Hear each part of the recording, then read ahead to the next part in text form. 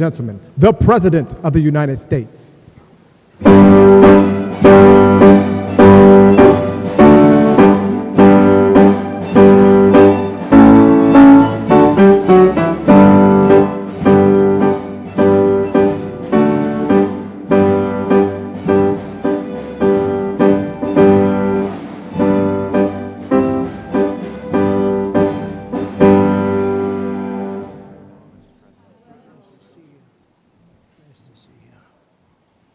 Well, thank you very much. Please. It's an honor to be with you. We're making a lot of progress in our country, generally too. But this is a very special time because we've worked very hard to put ourselves in this position. Today we strike a righteous blow to the drug dealers, narcotic traffickers, and criminal cartels that we've all been hearing so much about for so many years, and very little has been done. And we take a historic step toward justice for every family touched by the fentanyl scourge as we sign the Halt Fentanyl Act into law. Good job. Good job.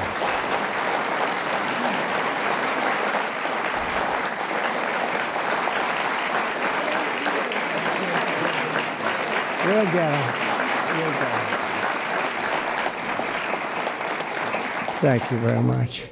With this bill, we are officially and permanently classifying all fentanyl-related substances as Schedule I narcotics, which is actually a very big deal.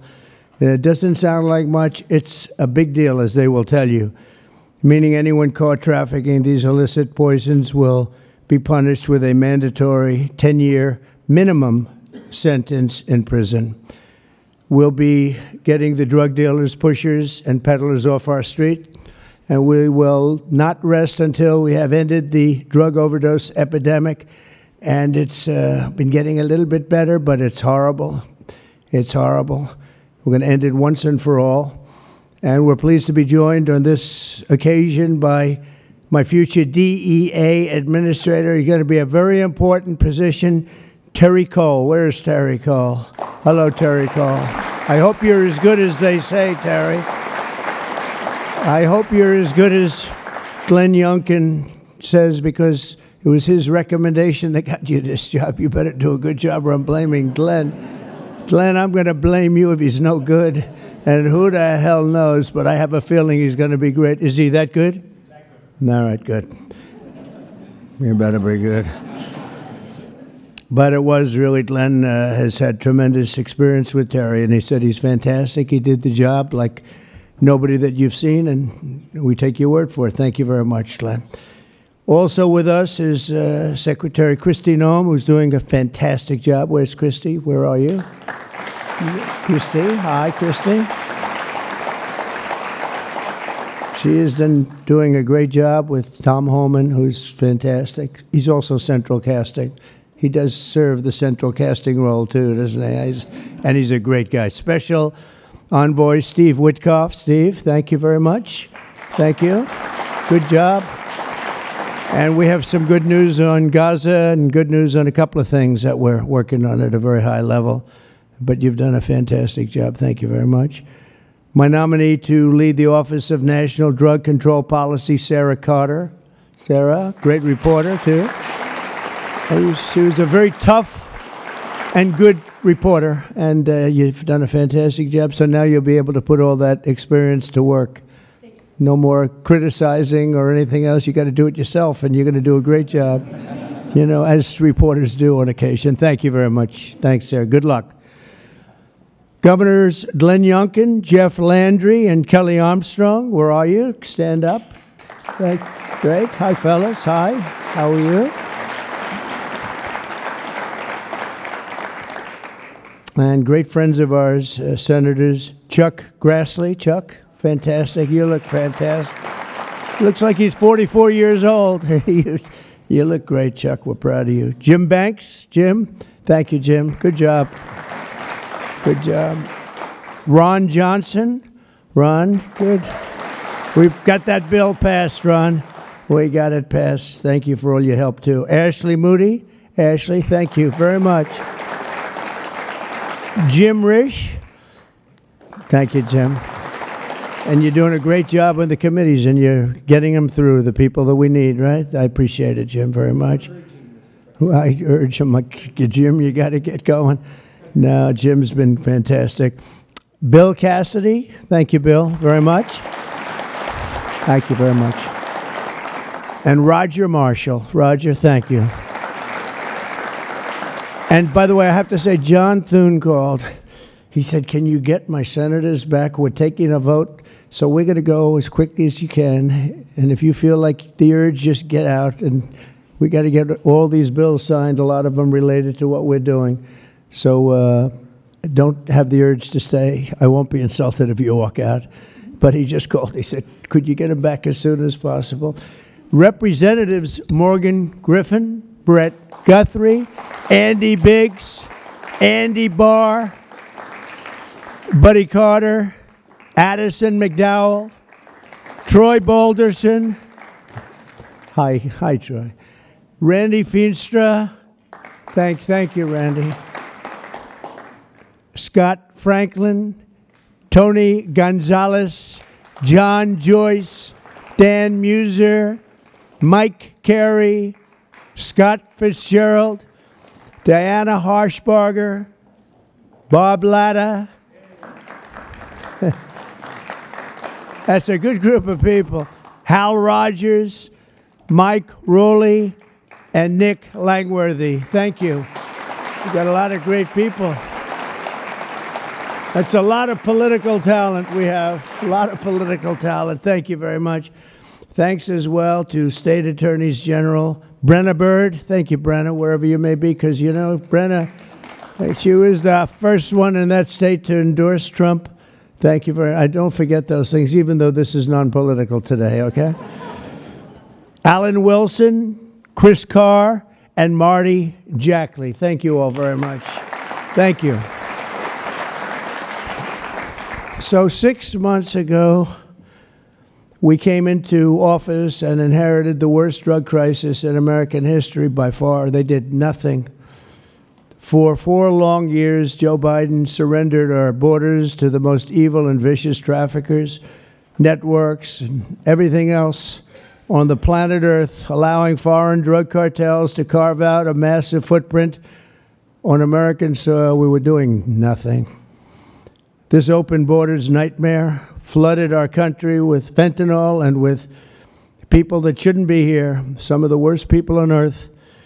And illicit drugs decimated American communities and left us with the largest law enforcement challenge in our country's history, and hopefully will always be the largest. I can't imagine anything being worse. They allowed millions and millions of criminals into our country, 11,888 murders, 50% of whom murdered more than one person.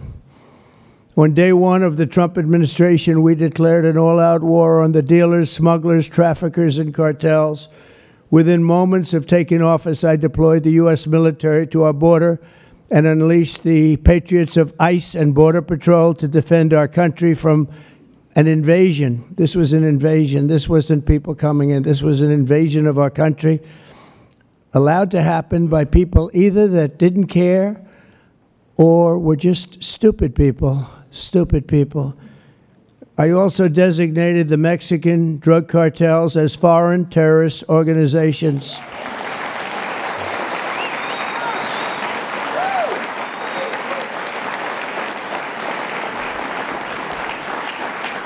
And within a few short weeks, believe it or not, if you remember, now we've even surpassed that, but we achieved the most secure border in U.S. history. And last month, we had the lowest number of illegal border crossings ever recorded. We had in June, the number was actually 0. Now, even I don't believe that, but we're going to take it. How can you go from hundreds of thousands to 0? But that's what they say.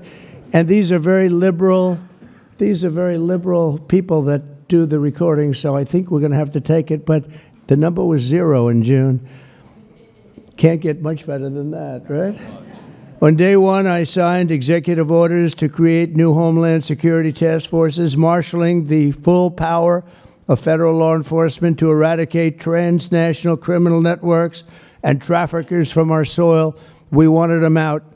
2 weeks ago, we secured the resources necessary to achieve that mission when I signed the One Big Beautiful Bill into law. And I want to thank you all. I want to thank you.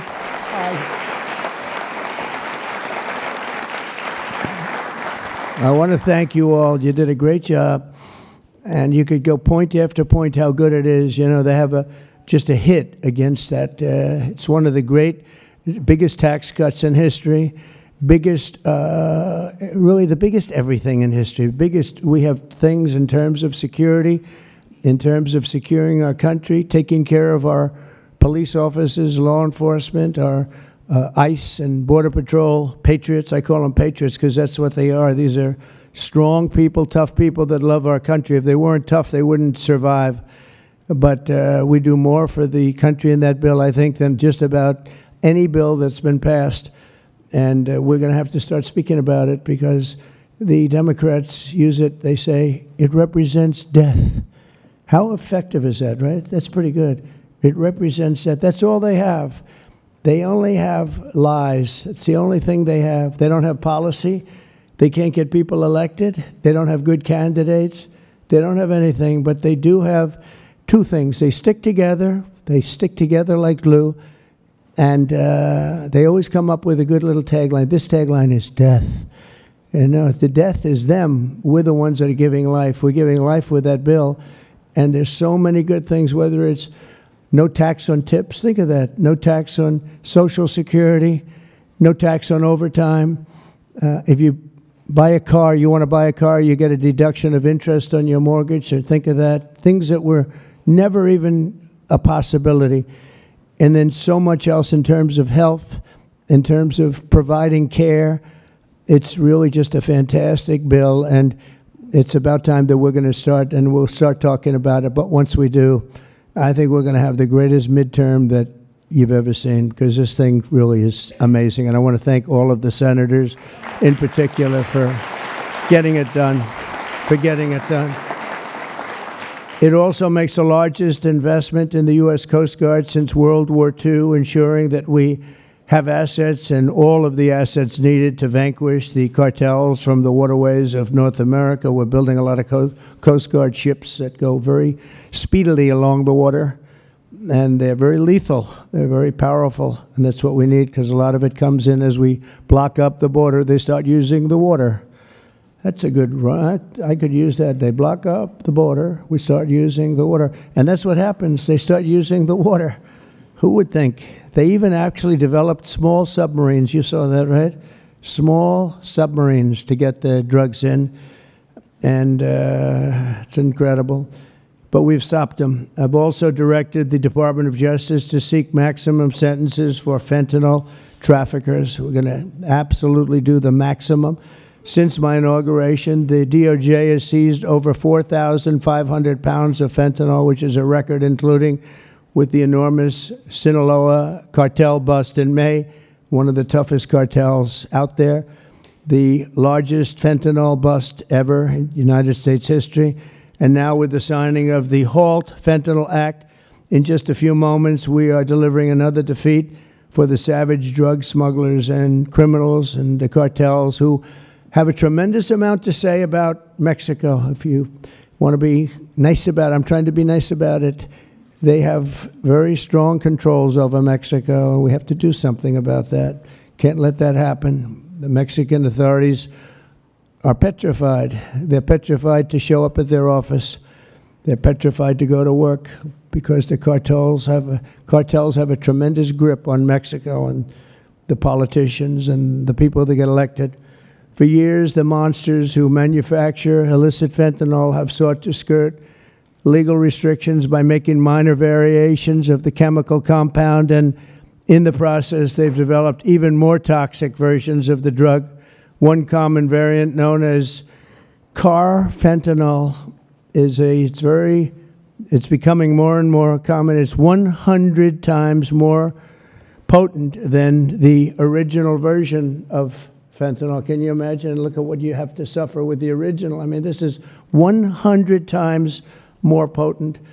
and it's happening stronger, more and more dangerous. And as you know, and I have a very good relationship with President Xi of China, but I imposed a 20% tariff on China because of the fentanyl, and I call it a penalty. It's a penalty because China delivers much of the fentanyl. Some people would say all of it. They deliver it into Mexico and even into our own country. We have a 20%, so they pay billions of dollars in damages for what they've done. And I think we're going to work it out so that China is going to end up going from that to giving the death penalty to the people that create this fentanyl and send it into our country, whether it's through other countries or directly.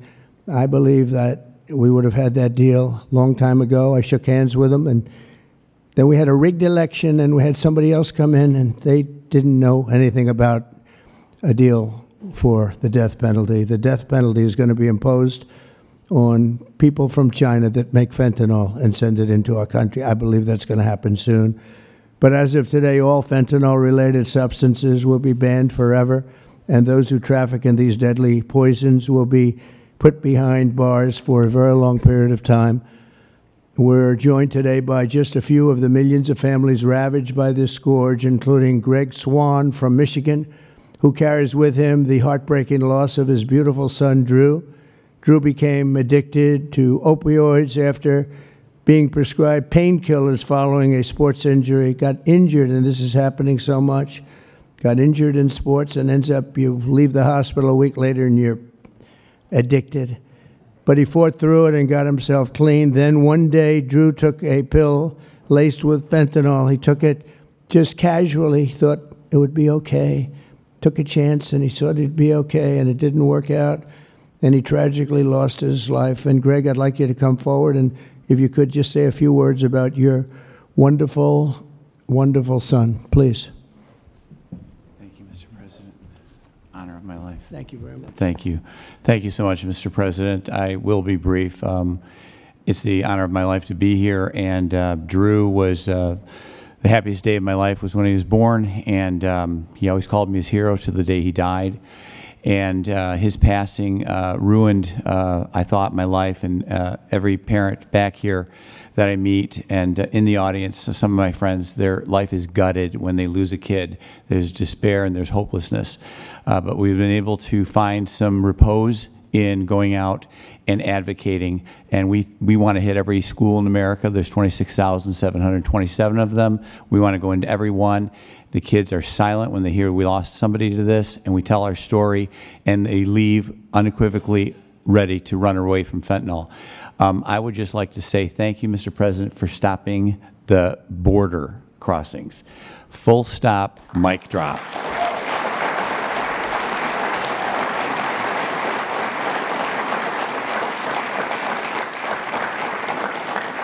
I'll step back but it was amazing what you did. We were being gaslit, and you came and lit a fire to that story, and we're a lot safer for it. Thank you so much. Thank you. Thank you, Mr. President. Thank you. Yeah, thank you so much. Thank you. That's tough stuff. We're also grateful to be joined by California native Ann Fundner, who lost her beautiful eldest son, Weston, to fentanyl when he was just 15 years old, exactly 1 year ago today. Ann delivered a moving tribute to Weston at the Republican National Convention. People that saw it have not forgotten it. And Ann, I'd like you to please come up and say a few words about your wonderful boy. Thank you. Please. Thank you, darling. It's an honor. Good afternoon, Mr. President and distinguished guests. My name is Ann Fundner. Oh, come here. I'm going to hold it. Thank you. Okay. And I'm an angel parent. 1 year ago today, on July 16th, I stood in front of America and told the story of my son, Weston, at the RNC. And about how he was a beautiful, loving, had a wonderful life. We did everything right. But one pill, one mistake, given by a friend, under peer pressure, took his life. In the last 4 years, fentanyl became the #1 killer of Americans ages 15 to 48. And children under 14 are the fastest growing demographic. President Trump, for 4 years, we felt ignored. But you've changed that, and we appreciate that so much. You've closed the borders, sanctioned cartels, imposed tariffs, closed shipping loopholes. Most people don't know about that. That was a big one. Dealt with countries where it's coming from. You mobilized Treasury, Justice Department, Homeland Security, lawmakers, legislators, and today the signing of the Halt Fentanyl Act, bipartisan and overwhelmingly supported by everybody, making fentanyl a Schedule I drug to strengthen the criminalization and prosecution of people who peddle this. It is a lifeline for families across America and keeping our families safe. And that's all you always want, to keep America safe. And thank you so much. Thank you for keeping America safe and for our children. And this is what we voted for, Mr. President. God bless you. God bless our angel families who are all here with us today, and all of you sitting up here with us. And God bless America. Thank you so much.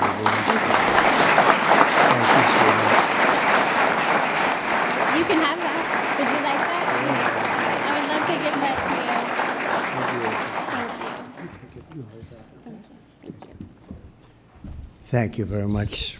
It's just crazy that we have to even be doing this. It's so sad.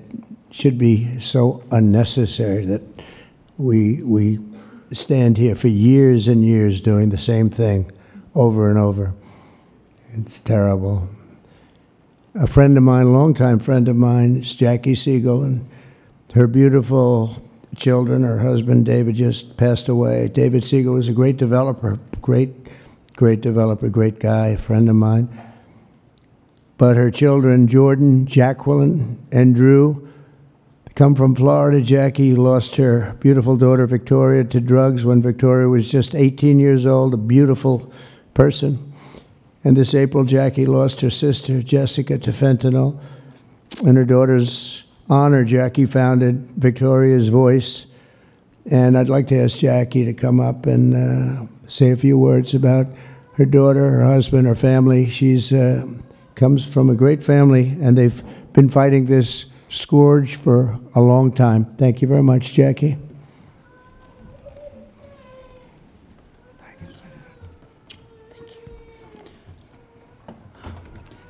Mr. President, it's an honor to be here today on behalf of our family, my late husband, and all of the other affected families for this important signing on this bipartisan issue.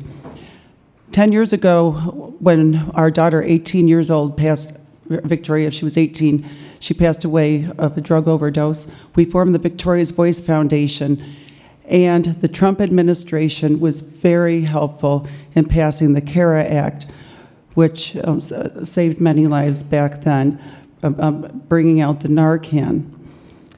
And we're so honored. Well, actually, when my husband passed away, thank you for the phone call and your love and support. Our family loves you, Mr. President. That day, when my sister found out of my husband's passing, she did a line of cocaine that she thought was cocaine, and it was fentanyl. So I lost both of them in the same day. And it's been a very rough time. But it's turned me into more of a fighter to carry on my husband's legacy and the other families' legacies of saving lives.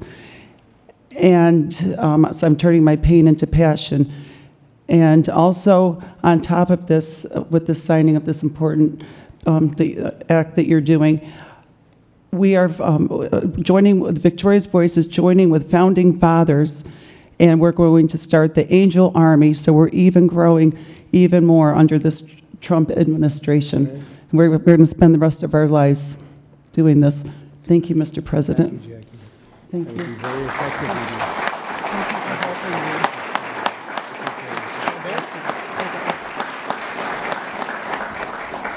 that army will be very effective, knowing Jackie. So thank you very much, Jackie.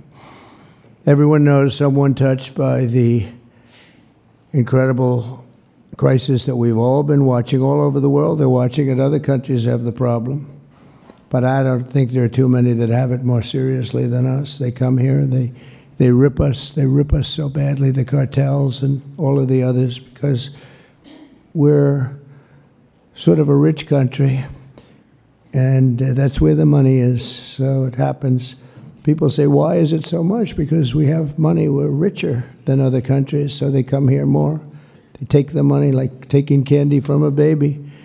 So today, on behalf of all Americans who have lost a loved one to opioids, we renew our vow to liberate America from this horrible plague, and I hope you're going to do a fantastic job. You have no idea how important you are. You have like maybe the most important job just about in government. There's nothing more important than what you're doing, so I wish you a lot of luck, and we'll be there to help you all the way along, okay? Once again, I want to thank Congress for passing this important bill and for all the work you've done over the last 2 weeks, all of you. What a job you've all done. And it was the congressmen and women and the Senate has been unbelievable. And I'd like to ask, if you want, stand right up here while I sign the bill, and then we're going to get you right back so you can keep passing other bills and make America great again, right? Okay, thank you very much. It's great to have you.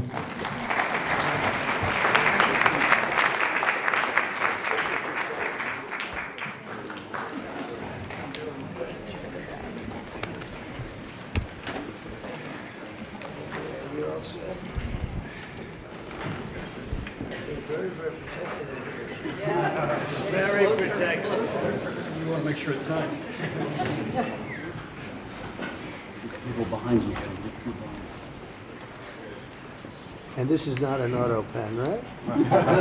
That's for sure. That's great. Thank you very much.